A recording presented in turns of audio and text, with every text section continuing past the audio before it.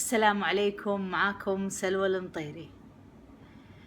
هذه رسالة لمكتب جلالة الملكة اليازابيث الثانية بناء على طلب الداخلية البريطانية. قالوا لي اشتغلي تبع الملكة، فأنا راح أتكلم في موضوع أظن المفروض ما يمر مرور الكرام، المفروض يعني يتم الوقفة عنده، لأن لا الشخصية اللي صار له الموقف شخصية عادية، ولا أنا الحمد لله أعتبر الآن شخصية عادية. لا، الموقف شنو؟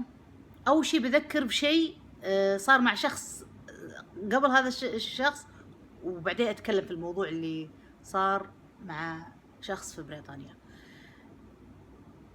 قبل كم سنة ظهرت لي المكرمة شخصيا وقالت لي عن أمير الذوق، قالت لي إن أنتي سبق أني شفتيه وأنتوا أطفال، وذكرتني في الموقف.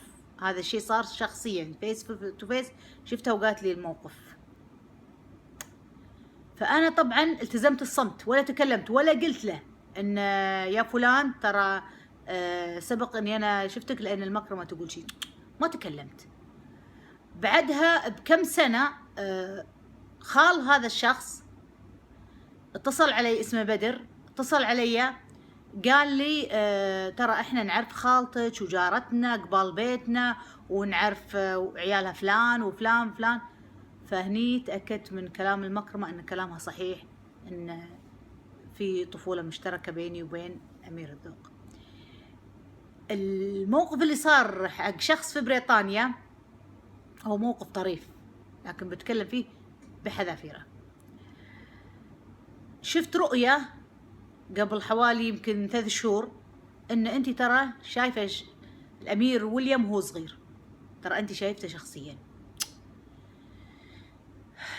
قمت من المنام قلت معقوله؟ مو معقوله. المهم ذكرت بعدين بعدها يمكن بشهرين، ذكرت موقف انا صار لي غريب، والاغرب مو الموقف مع الطفل، لا الاغرب ما حدث بعد الموقف.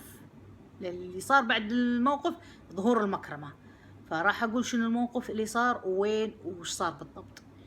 يمكن هذا صار بسنة 92 أو 93 أو 94، أنا ما أذكر السنة بالضبط، أما 92 أو 93 أو 94، والأرجح تكون 93 و 94 ربما، بس أتوقع أنها بين 93 و 92. شنو الموقف؟ أنا كنت متزوجة، زين زوجي الأولاني أبو بنتي، فحنيت عليه أبي أروح المدينة الترفيهية، الا اروح المدينه، ما ادري ايش اللي جاني، ابى اروح المدينه الترفيهيه. قال لي زوجي امشي يلا نروح. فرحت في الطريق وحنا بندش المدينه الترفيهيه، هذا شو اسمه، وقف في الطابور، والسب طابور سيارات، والسبب ان كان في حادث صاير او ما ادري شنو صاير قدام. طبعا انا اقول الكلام هذا موقف صار مع الامير ويليام. طبعا الامير ويليام يعرفون هو متى سافر الكويت وشنو صار بالضبط. ارجع اقول لكم ان لما رحت انا وزوجي المدينه الترفيهيه بندش شو اسمه المصافط، قبل لا ندش وقفت السياره والسبه ان زحمه. التفت انا على يساري، لقيت في سياره كشخه، عايله مبين عليهم ما شاء الله يعني اهل خير، ومعهم ولد اشقر عيونه زرق واشقراني. اول ما شفته انا فسرت قلت يمكن هذا ولد جيرانهم، يمكن ماخذينه معاهم، وحنا يعني انا يعني من تجربتي بيت اهلي بجنبنا عائله مصريه، كنا احنا وياهم شيء واحد، فقلت يمكن يعني هذا ولد جيرانهم. طلعت عدل كان قلت لا هذا شكله اجنبي.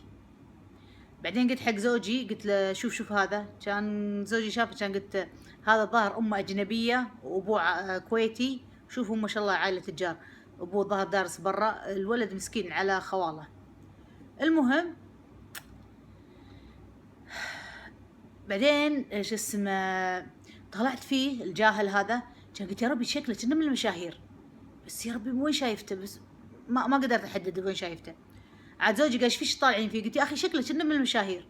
المهم كان بطلت اطالع فيه، قاعده اطالع قدام، والتفت القى الجاهل قاعد يطالع فيني سرحان فيني. المهم كان كل ما التفت القى سرحان فيني، كان قلت حق زوجي شوف هذا ايش فيه سرحان، لا قلت شوف هذا ايش فيه طالع فيني. كان طالع فيه كان قال شكله سرحان جاهل. المهم هو سرح في الجاهل، قاعد يطالع فيني كذي، ما يعني ما ادري شنو شاف او ليش شي استغرب مني، مع اني انا كنت لابسه نقاب بس كنت كاشخه. انزين لهني الموقف عادي، جاهل ويمكن كان سرحان على اساس الزحمه وكذي. المهم بعدها لما دخلنا المدينه الترفيهيه، هني الموقف اللي يخوف. انا كنت مع خالتي ومع زوجي جاء وعطانا فلوس وقال شو اسمه، وانا ويا خالتي واقفين عشان بنلعب لعبه، انا كنت ايامها صغيره. المهم فراح زوجي قدامنا، يعني انا ويا خالتي راح قدامنا. زين كان التفت انا بشوف الطابور، كان القى مو اللي وراي، اللي وراي نسخه من زوجي، نسخه طبق الاصل من زوجي. كان اقول حق خالتي خاله شوفي هذا مو كنا خالد؟ زوجي اسمه خالد. كان شو اسمه، خالتي قالت ايه كان ولدي بسم الله على ولدي، مو نفس حركاته، يعني مو نفس حركات زوجي. المهم فبس انا اخترعت والتفت ومشيت، يعني طلعت قدام. فما ادري يعني سبحان الله، يعني ليش الموقف هذا صار. وانا اقول لكم اياها مع امير الذوق. لا المكرمه ذكرتني قالت انتم شايفين بعض وانتم جهال، بس لما اتذكر الموقف ما اذكر انه صار في شيء، ما اذكر صار شيء مرعب او. لكن الشخص الثاني لما قالت المكرمه انه شفتيه، لا انا اذكر في موقف صار مرعب في المدينه الترفيهيه، وقبلها انا كنت شايفه واحد جاهل قاعد يطالع فيني سرحان، ما ادري شنو سالفته.